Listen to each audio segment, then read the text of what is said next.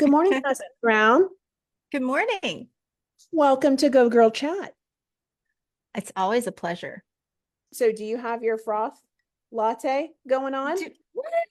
Who am I? So, tell people what's on your desk as you went and you pulled your coffee. What is on your desk? Mug warmer. Y'all, Cassie Brown is so bougie. You know, I will take that and I will own it. I have been through enough shiitake in my life that I figured out, you know what? I really enjoy a good latte in the morning. And if it makes me happy, it's worth it.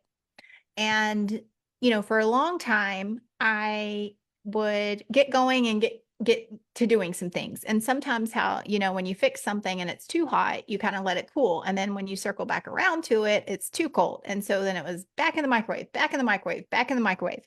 And we were actually traveling one time and there was an issue because I didn't have a microwave in my room to make my lattes. So I was like, all right, I'm going to solve my problem because I'm going to be happy. And just having a morning latte makes me happy.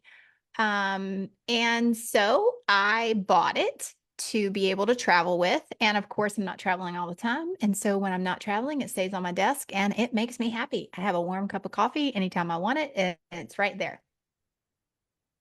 Hashtag true story. I think that's so funny because in the beginning, so if you're just joining us, we have 8 children. I mean, we have a small team between us. And God bless those first ones because beside my bedside is what to expect, what you're expecting, which none of that stuff happened. And then what to expect your first year. And then what to expect the toddler years. Those were the Bible to raise the children. And I think I remember like the first delivery, everything in the kitchen sink. And I think I had the smallest room and all of the people came and it was claustrophobic. And I got to a point where the car was much lighter when we traveled with the four. And I always said, if we've left it, we'll buy it when we get there, because I just can't think anymore of all of the things that I need. But I love that when Cassie and I travel together, this whole process has come about where she now has a mug warmer and she has a frother. And I think the last time something happened to the frother and we were at a store and she's like, I don't think I want to get that one because it doesn't have this. She knows her frothers. Yes, it's true. So, I've had to order, because of my commitment to having a Frothing. happy start to the day, I've had to order a couple of frothers from Amazon on the go. Because I try to keep them in my backpack and sometimes they don't make it back in my backpack. So I just have Amazon deliver it the next day wherever I'm at. And we were running errands, and Target actually did have one. But I've been through enough of them to know I really like the USB rechargeable, and they only had the batteries. And so I was like, no, but I did take a risk in ordering the newest one that I got. It came with 3 attachments and it has 3 different speeds. And it's like the Goldilocks of milk frothers because the middle speed is the best. Sometimes they're just too strong and it flings my stuff everywhere. And so like there's a whole nother level of satisfaction when I'm making my almond milk froth. So I don't know if this episode needs to be sponsored by Amazon or by the frother. I know. So I know. I need to get some contracts with, well, on that note, not all almond milks are created equal. and yes, she has traveled with almond milk, but really quickly before we like transition out of the frother, did you use your Lose It app yesterday? Oh, yes, every day. So it's really interesting. Again, I'm going to recap a real short recap. About a year ago, Cassie and I, she started it. We're losing our baby weight. Obviously, we got a lot of baby weight between us. We have 8 kids, so there's a lot of baby weight there. And she asked for suggestions for apps. Here's another brand deal. She asked for suggestions for apps and came up with Lose It. I'm like, great, I'll use it. And I have the free, she has the premium, I think, lifetime. And what I started to notice when I get away from it, it's not a good thing. And so without either one of us knowing that we had started, she's more into it now than I think like 20 days. This is always happens, Cassie. I follow you. So yesterday I used it, was my day 2, exercise day 2, consistent. And my choices were so different. And the only difference that I will say, I'm not starving myself, but the difference that I will say is it's the visual. I cannot stress to you enough. You've got to get all of that stuff, I'll call it stuff and junk and all of the things out of your head. And you have to like see it, because if I can see it, then I can make different choices. And they're very simple choices. More water. Like I was drinking more water. We were having a conversation yesterday. And I was like, wait, I got to go to the bathroom. Because I think in the conversation, oh, here's another Amazon find. I love this one because it actually shows you 8 to 1, and then you can do it all over again. So anyway, proud of you for doing Lose It yesterday. I did Lose It too. And it works. It just really works. It just helps you. It reduces decision fatigue, I think. And so now that we're all caught up on Frothers and the Lose It app, the question that we left, the big cliffhanger from yesterday, and you've had time to think about this, Cassie. What was the hardest lesson that you had to learn? In life in total or in last year, 2023? You pick. You're the boss. Well, so there's two.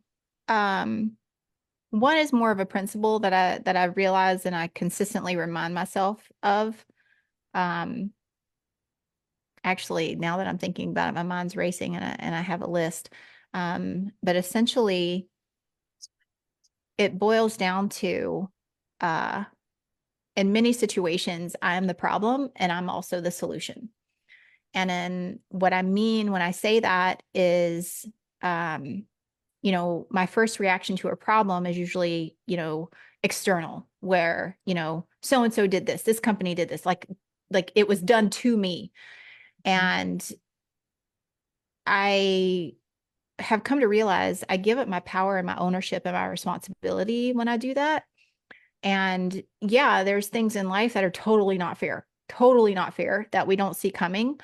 But at that point, I feel like I'm at a crossroads where I am expending a lot of energy fighting for control on an external problem that I don't have control over. So at that point, I switch into I am the solution, where this is, I think, where my second lesson has come. I have been victorious over every single obstacle or challenge in my life when I surrender and I let go of the perceived control that I think I have, and I start focusing on how I'm feeling, what action step I'm going to take in my own life. And then I think finally, even this morning, I reminded myself, it's a consistent truth that I come back to, and it's sort of like how I win and become the solution. It is a reminder that love wins, period. So that was sort of, I always kind of circle back through, whereas, what's outside of my control? What am I releasing? The energy that's truly just sucking all of just my natural talents and gifts. And what does it look like to surrender and then leverage choosing love? And so I think that's pretty much my biggest lesson and constant reminder, because it's not easy to do. Even when I did it this morning, I'm literally going through a very frustrating situation with Zoom and their billing department. And I've been billed 1,800 plus per month since December. So in December and January. And their back end support is a cluster. And it's just speak to this department. And then that department says, speak to this department. And then that department closes your ticket out. And then that department says, well, this is closed. And it's just this loop of a situation that I truly don't have control over because I am not an entity.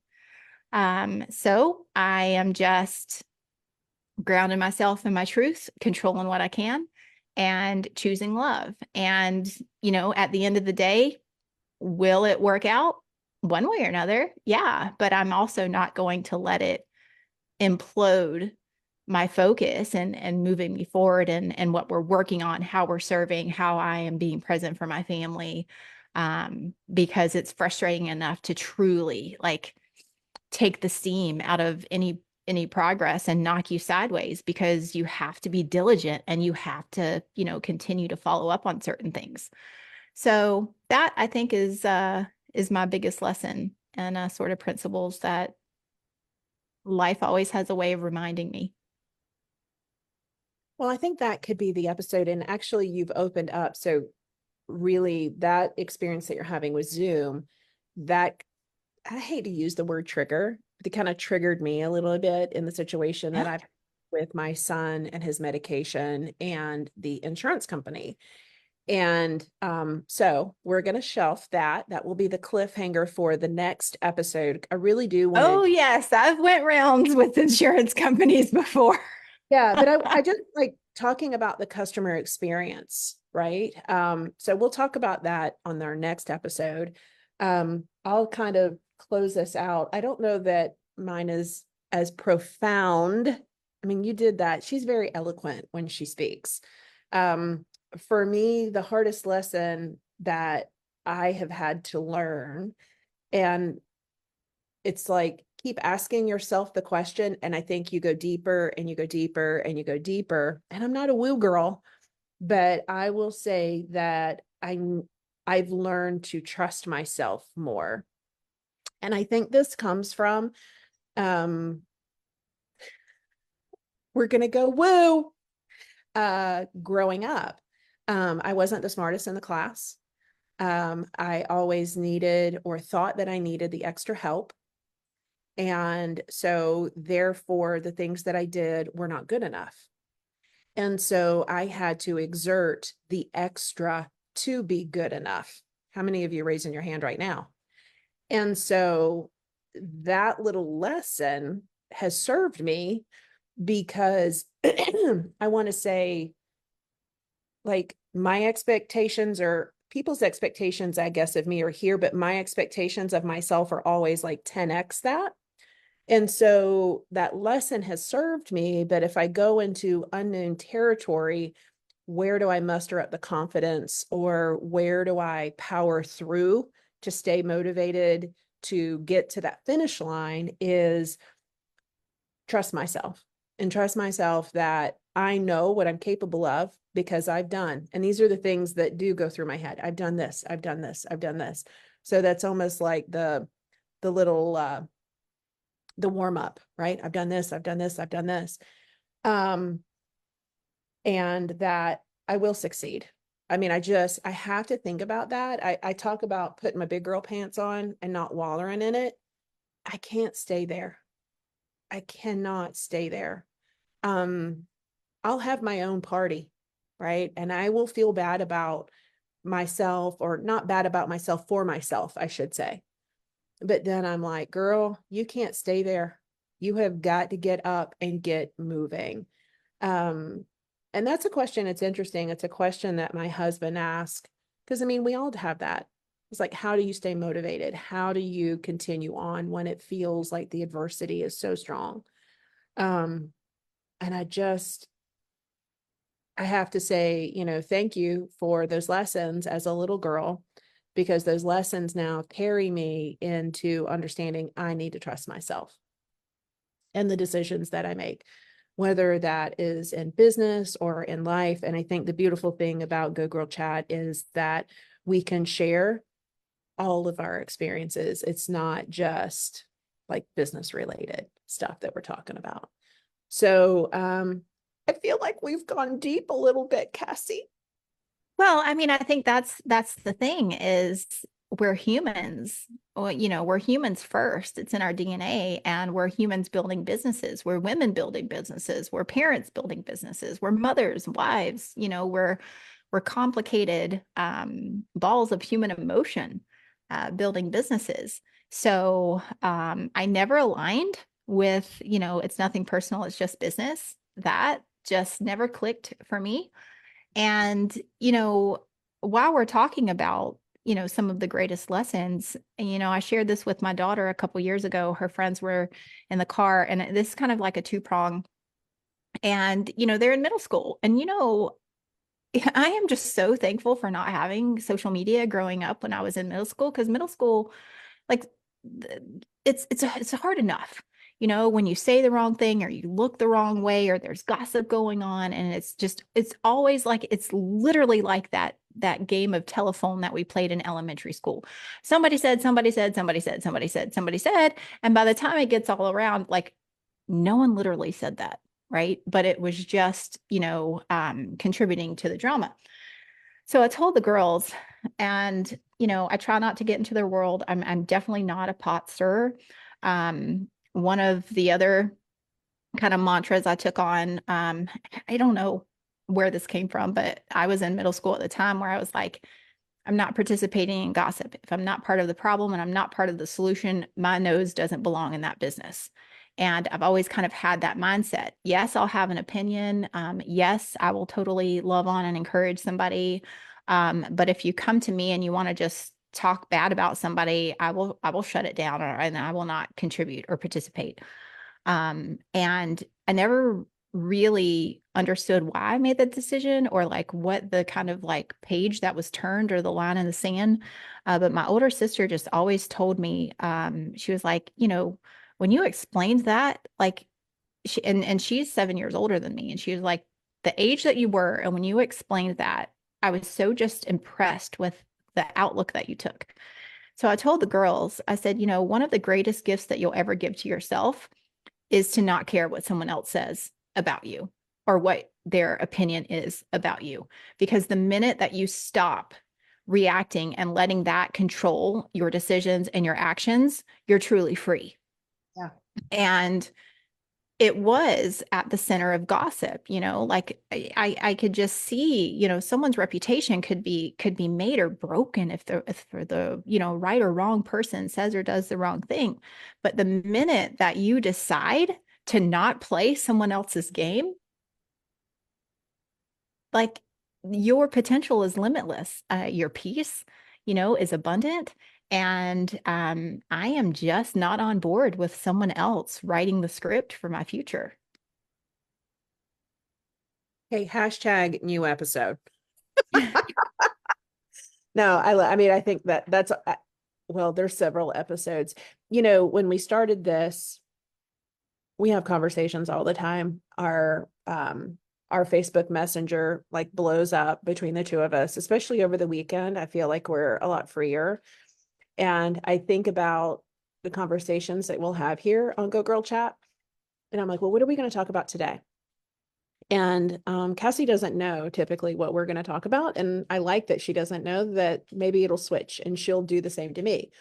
But I'm like, oh my gosh, like we could sit here and literally talk for hours, because every little piece that we've talked about today, from frothing to high school to childhood to what is your greatest lesson and customer service.